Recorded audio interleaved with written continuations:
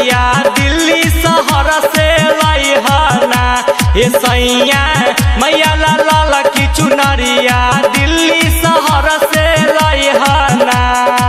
दिल्ली शहर से लाई हना दिल्ली शहर से लाई हना उ चुनरी मैया के तना पाओ ढाई ह बतिया जन तू भूलई हना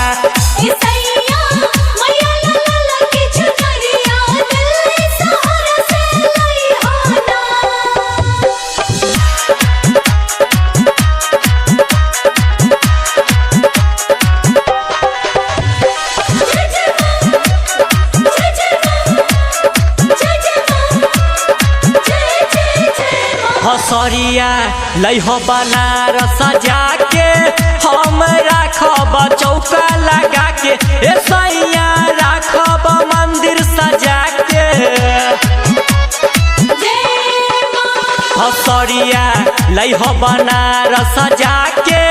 हम राखब चौका लगा के ए सैया राखब मंदिर सजा के पंडित काशी से बोलई ह बतिया जन तू भूलई हो ए सैया मैया लाल की चुनरिया दिल्ली शहर से लई हना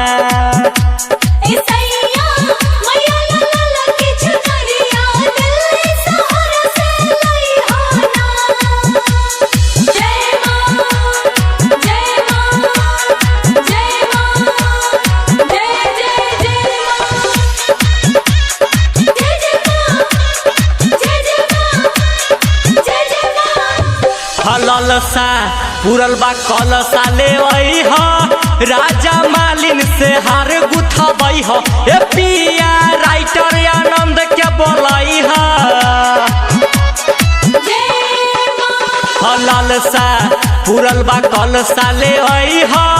राजा मालिन से हार गुथबई ह ए पिया रूपेश आनंद के बोलई ह कि रविराज गावेला माई के भजनिया चरनिया शिशु तू झुकई ह ना ये सैया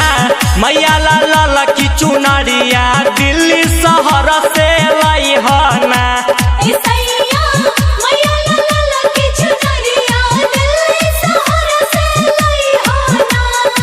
दिल्ली शहर से लाई हना